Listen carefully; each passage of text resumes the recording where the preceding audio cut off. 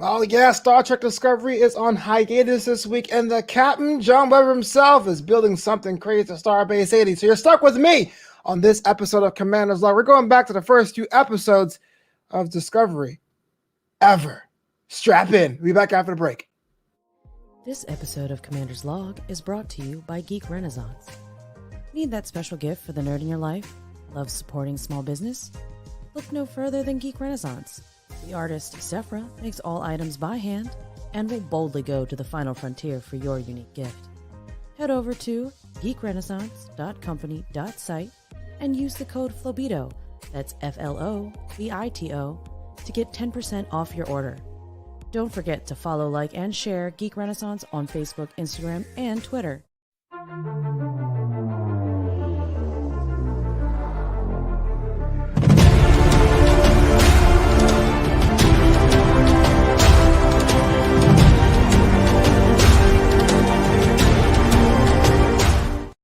Oh, what's going on, everybody? It's Flobo Boyce hanging out here in the USS Post Show's Commander's Log. We break down Star Trek Discovery and eventually Strange New Worlds when that show goes live. The show itself, Discovery, is on hiatus, but that's okay because we're going to go through the first two episodes of this show, of that show. But this show, Commander's Log, is brought to you by Geek Renaissance. So gracious, so thankful they sponsored. We're talking about the first two episodes of Star Trek Discovery. That is the Vulcan Hello and the Battle at the Binary Stars.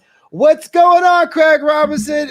Thanks so much for being part of the show. You see, Captain John, we have this sister show. It's called Starbase 80 every Sunday on the Starbase 80 Twitter and Facebook pages. He's out there making something really special this week where he gets to stump me and Star Trek lore. So let me set the stage. Because I say this a lot of times in the show, but I don't really know this. But Star Trek Discovery was the first ever Star Trek that I ever saw, that I ever watched. See, my friends were into TNG. I know some of my older friends of friends, or my parents' friends, were all into the original series. But I want to get back to 2018. Now, the show came out the year before, but I got lucky enough to be able to be booked as a wedding DJ. That's my real, I won't say day job, because weddings are usually weekends and nights, right? But my main job is I DJ weddings and events. Learn more at flobito.com. I had a chance to DJ a wedding in Italy, which was really cool. I couldn't afford doing it, but I figured I had to go for my business. I wanted to get my name out there. I figured get some cool pictures in Italia, and that will set my business on fire. And I actually mentioned this in my book, not to make this a book promo, but I have a book. It's called Graduation Day. It's available on Amazon. I really talk about this in depth in that chapter. But basically, I didn't have any money to afford this Italian trip. So I went on a shoestring budget. I mean, I planned one meal a day. I brought snacks and beef jerky from America in my pack to experience the Italian cities of Rome and Naples. Trust me, I'm going somewhere with the Star Trek thing. So I was there for a week. After the wedding, which was on day 4 of my trip, I was broke. I was in a small town in Fiore, and I was broke. I had just enough money to get the cab back to the train, back to my thing. Good question, JLJ. I'll get to that in just quite a second. But I was absolutely broke. I didn't know what to do. And I just said, let me just check out Netflix to pass the time this free day in Fiore. Now, Fiore is in the Amalfi Coast, one of the most beautiful places in the world. But it was November, so I couldn't even take a bus or anything because the buses weren't running because tourists weren't there. I couldn't afford a rental car, didn't have all the cool food options. I was really in a corner of this. And I saw Discovery because outside the United States, at that time, Star Trek Discovery was on Netflix. And if you guys know me, I'm a big comic book person. Before I get to why I like the correlation of Discovery, I want to answer DLJ's question. He asked, how did I not watch anything Star Trek before Discovery? It's a very good question. TOS was before my time. By the time I was a kid, there was TNG, and I saw it through a friend of my parents. My parents were super strict, super religious, so sci-fi wasn't the big thing with them, even though ironically, like Mormons tend to be very good sci-fi writers, and they're religious, but my parents were Protestants, but were really into that. My mom's friend would come over on Saturday afternoons to help her write not her dissertation, her thesis for her master's program. and TNG would be on TV in the afternoon, and her friend Michelle was into that. So I would see bits and pieces of it. On UPN, I know The Rock was on an episode of Voyager because of the cross promotion of SmackDown and Voyager. I know Enterprise came after that. I just kind of understood people were in a spaceship, they were in a saucer, and they were roaming through space. But back to this hotel in Italy. It was, as a big Green Lantern fan, I was instantly blown away by the visuals, the expanse of space, the different alien cultures, the textures, the color palette. I was hooked. And I said, man, maybe because I'm broke and I have nowhere to go, but I was just floored about Star Trek. Now, again, Dale J says, I saw what they call the Kelvin timeline, the J.J. Abrams movies, but no, I haven't seen. And I know the Khan meme from the second movie, but no, I wasn't really into Star Trek. So I was hooked. I was floored. The idea of this person who looked like me from a perspective of a commander, not being the person behind the chair, being do this, do that, episode, alien, leave, to me was amazing. You start off on a planet. We start off trying to hail a rescue, I guess, a pickup, a beam up situation. So I was all about that. Came back home, got everything. Craig Robinson, you were there. Seeing the people's eyebrow in Voyager was great. Here's the thing about that. The Rock was on an episode of Voyager. UPN that week had that same shot of the Rock doing the eyebrow, and I still tuned in. Knew nothing about the world, but I wanted to see the Rock. But what made me attached to Discovery was the expanse of space. There is no Green Lantern TV show. I love the fact many different alien cultures are interacting with each other. It was a space mystery. It wasn't like Star Wars. It wasn't a pew, pew, pew, even though I eventually came. But it was like, who are these people? Who are the Klingons? And I say Klingons specifically because that's the first time I saw a Klingon. So when I saw a Klingon with hair and with Worf, I'm like, why does he look so different? But most Star Trek fans are the opposite. All right. So I became a fan. I went backwards. I got on the show with Christian Blatt over at AfterBuzz, and then we had a show together, season 2, branched out my own. So I love this. And the reason why I did it was because of the interactions of the alien races. We see the Klingons, we see the humans, we see Starfleet. It's not perfect. Discovery, or the Shenzhou, in episode 1, already doesn't look like it's in tip-top shape. There isn't that sense of like, we're boldly going where no one has gone before. No, it is definitely well-worn, well-broken in. And Craig Robinson says it. How funny that one of your first Klingons was the Kuvma. So here's the deal about the Takuvma thing.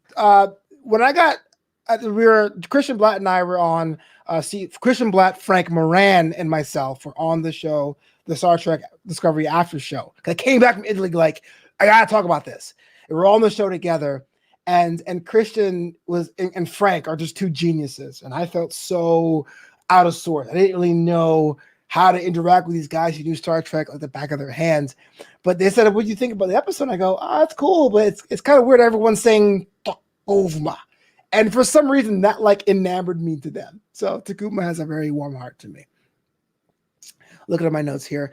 So yes, there was the different kind of alien races. There were a lot of humanoid ones and there were subhumanoid ones. A lot of the other Star Trek shows, all the aliens are basically guys in masks or costumes. But when they're on that planet, we saw the little roly-polies. I thought it was pretty cool that they were able to build these other creatures. And so there's other different kinds of life forms. Don't want to mention the score. The score is my favorite part. I like the theme song to Discovery. I pumped it in my car for 6 months afterwards. But it's not just a memory lane thing. We're going into the actual plot of the show. So the Vulcan Hello was something I wanted to know going in. It was a mystery. What is a Vulcan Hello? I know Live Long and Prosper. We understand, what I thought was pretty poignant towards the end of that episode, that it really was like their way of responding to Klingon aggression. How they basically hit the guy in the prison, almost so to speak, to show their dominance, but in the way it garners their respect. And I thought to myself, leave it to the Vulcans to have that sense of logic when dealing with this planet, this race of people who feel oppressed. They were majestic in their own right, but the Klingons felt they had more to their glory and they wanted more. I guess what I'm saying here is that it's very clear that even though the Klingons look aggressive, in the 2 hours of the 2-hour pilot, we saw a bit of a hierarchy in the families. We saw what they want their pride of their people, what the outliers looked like. And I thought that was pretty cool. There was no evil. There was no good between the humans, between Starfleet, between the Klingons, between all those races. Everyone wanted something. And those 2 hours I was on a ride as to what that was. I can imagine people always talk about their family lineages and where they came from. And everyone always says, we came from kings. Doesn't matter if you're African or Mexican or, in my case, Caribbean. We came from kings that were conscripted and against our will as slaves. And wanted to go back to that. I was a kid in the 90s when the Back to Africa movement was big. Not saying Klingons are African. Don't get my words twisted. I'm saying I identified with a people who felt they lost their way. The whole Making America Great Again thing comes from that too. People who think that America was one way and they want to go back to that. On the other side, I understand that USS Shinju wanted to discover new planets, to explore new things. That scene where Burnham is flying in that spacesuit and checking out the Klingon warship rock crypt planet thing, had me going, yeah, this felt good. It reminds me of the movie Gravity. They were okay with showing us or making us not hear sounds. They're okay with showing us how wide and how vast space was. It was awesome. Now, Michelle Yeoh was a living legend in her own right. And going forward into the fourth season of Discovery and seeing Terran or seeing Mirror Georgiou, see classic Georgiou was great. She was a mother figure, someone that took Burnham in on a level. And Burnham is one of the most contentious characters in Star Trek lore. In fact, one of the first disagreements I had with Frank Moran was about the role of Michael Burnham. She was an undiscovered, untalked about sister throughout the entire canon of the first series of Star Trek, but now it was understood and applied. She was a adoptive daughter of Sarek and adoptive brother of Spock. And in season 2, they go into that. In fact, next week, we're going to have Nikki Bailey on the show. We're going to ask her about that whole relationship too. What I liked about Michael Burnham, though, what I liked about Star Trek Discovery, it wasn't the picture of the captain cross-legged sitting on top of the bridge saying, hit it, or warp speed, or belay that order, or whatever. It wasn't someone doing commands like that. Georgiou was a captain with compassion that was okay with teaching Burnham cool things as far as like using her ingenuity of making that signal to be hailed or having her walk through her thinking process. Burnham is the perspective of the show. She wasn't a captain herself. She was a commander. The show is called Commander's Log for that reason. An audience surrogate being a number one was the best place to put me. It wasn't me rooting for a captain because of whatever. It was somebody who had their own reasons, that had their own resolve, can say, I disagree with what you're doing.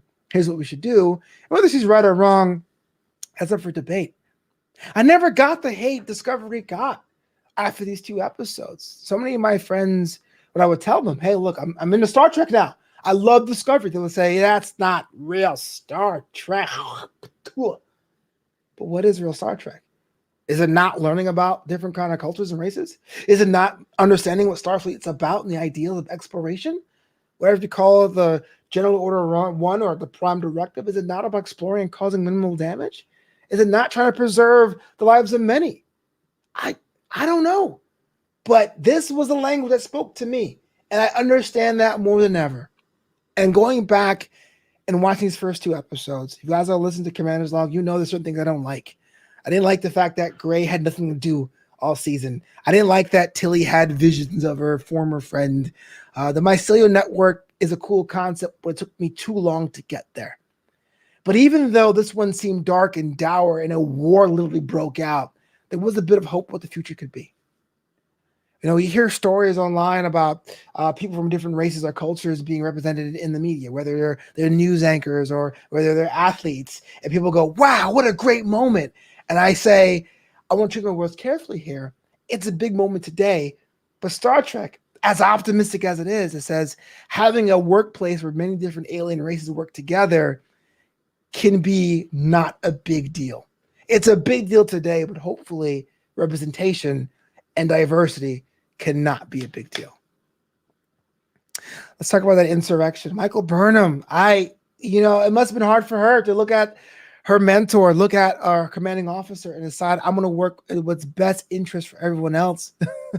Something I wouldn't have done. But I understand.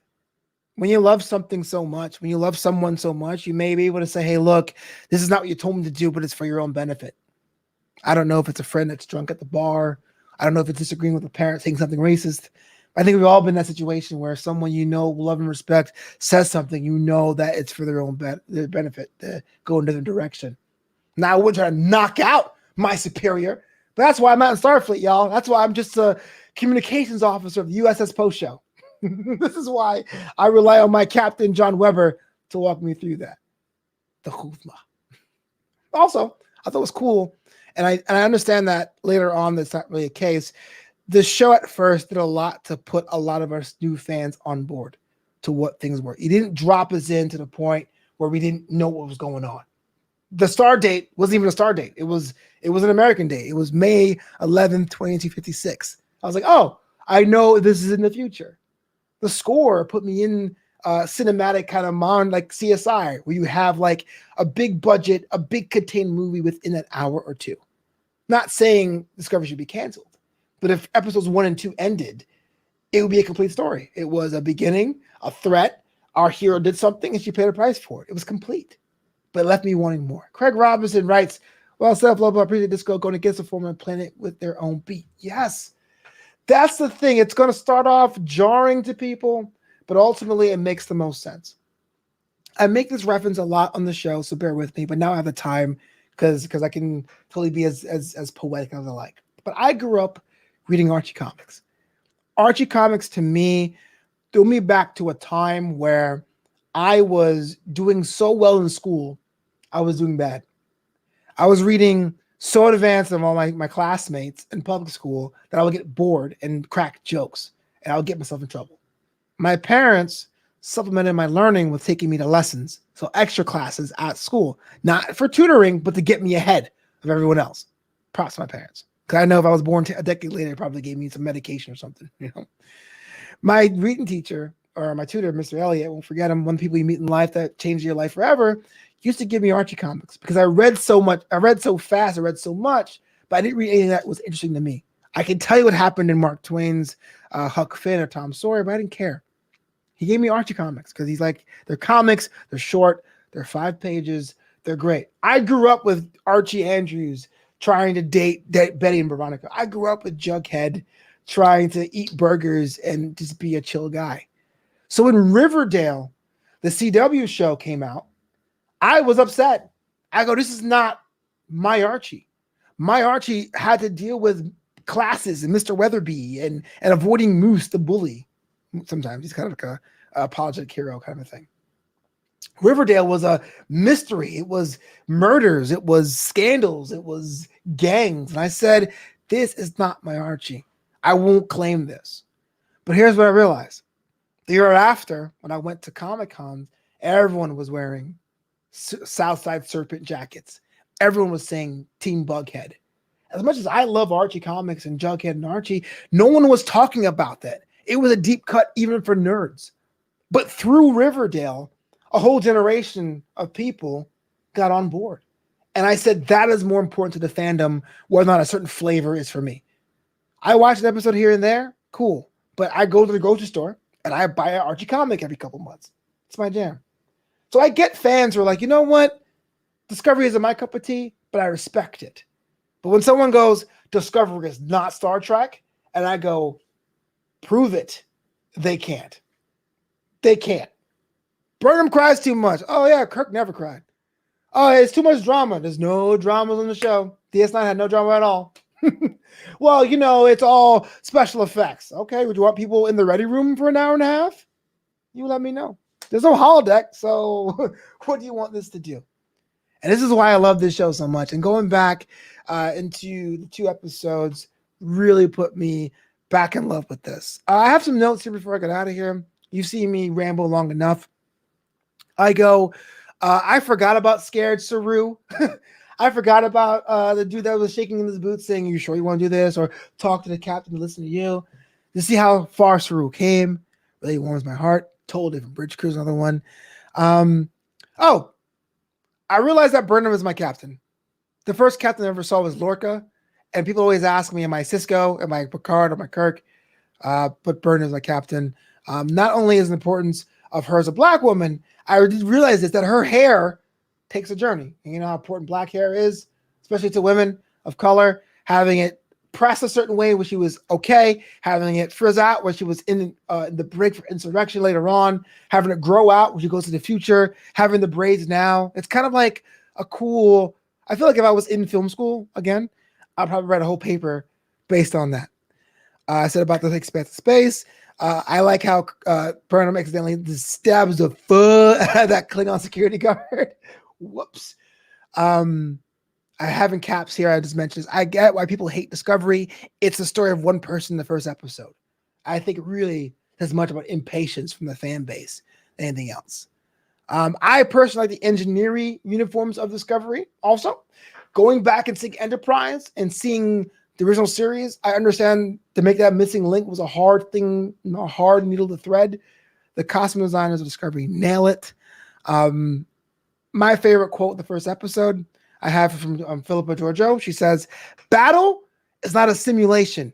It's blood and screams and funerals." Is that not the truth? Go on, Michelle, yo. Woo! To me, it was amazing. And one question I have for you guys, if you're listening right now, thanks to you guys who are watching right now on Facebook, YouTube, Twitter, and Twitch. Question for you. Is Starfleet in this iteration, if you guys watch the episode, is this version of Starfleet imperialistic? Were the Klingons right going towards this? I'm curious to see what you guys feel. I thought they were both right in what they wanted. I think they were both right in the presentation. But is Starfleet imperialistic? You guys let me know in the chat. And I really hated our Admiral Brett Anderson. I forgot about him. I forgot about Brett Anderson. Total central casting, total jingoistic. Like, yeah, we're doing what's right. He deserved to be erased from that. Yeah, that's it for me. Burnham plays guilty at the end of the second episode, and it's totally fitting that she doesn't fight it. She knows what she's done, and that sets up the whole world. That even though she did something that you don't do, and that's pretty much inside insurrection, she, as a hero, accepts her fate, and now I was on board. What happened to Burnham? Thankfully, unfortunately for me, when I came across Discovery, season 1 was already on Netflix wholesale. So I watched the first 6 episodes. I got back to the United States. I paid for CBS All Access at the time to watch the back half of that. And thankfully, the month after, season 2 dropped. So I was super spoiled getting season 1 basically lockstep with season 2. Let me know what you guys think in the comments below. The first 2 episodes of Star Trek Discovery, that is the Vulcan Hello, episode 1, and the Battle of the Binary Stars, episode 2, is featuring the NCC 1648 USS Shinju, and eventually Star Trek Discovery appears in episode 3. It has been a ride and a half for me, a great ride and a half for me, watching these 2 episodes. Captain John and I will be back together on Starbase 80 this Sunday. Check that out on the Starbase 80 channel. As far as Commander's Log, there is a hiatus for Star Trek Discovery. We're bringing back some classic moments and episodes of Star Trek lore in the 6-week hiatus. You let me know if there's a specific episode you want me to go back and review. We got it. We got 6 weeks hanging out here on Commander's Log.